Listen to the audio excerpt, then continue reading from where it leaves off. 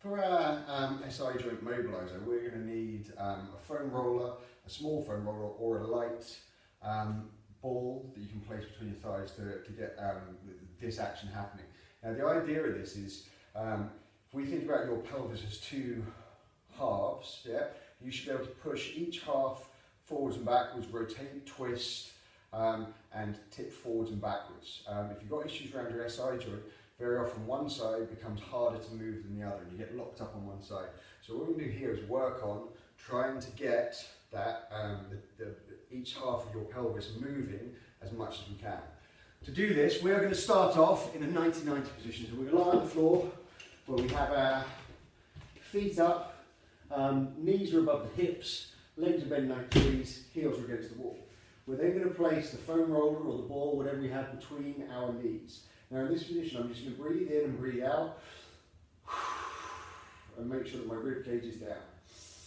So I'm going to take 3 to 5 deep breaths, and each time I exhale, I'm going to think about where my rib cage ends up. And I'm then going to keep my rib cage in that position. So my ribs stay down even as I'm breathing into my belly.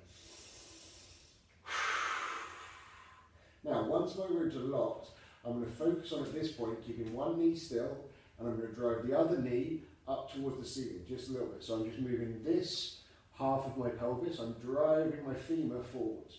Yeah, it's only a small motion, I'm going up and down without losing my core bracing and without shifting side to side. So I'm driving up and down as little or as much as I'm able to. And I'm going to do 10 to 15 repetitions on one side. Again, really focusing on all the movement happening from my pelvis. Then I'm going to lock this side down. I'm going to do the same on the other leg. And what you'll find is generally it's easier on one side than the other. So for me, moving my left hip is a lot easier than moving my right hip. But I'm going to do 3 to 5 sets of 10 to 15 on each side there. Then I'm going to roll onto my side. Now in this side position, again, I'm going to use my arm as a pillow. I'm going to do exactly the same thing. I'm going to keep a little bit of pressure on the roller, and I'm going to rotate my left hip forwards and backwards. And I'm going to do same thing, 10 to 15 repetitions on one side. Then I'm going to roll over.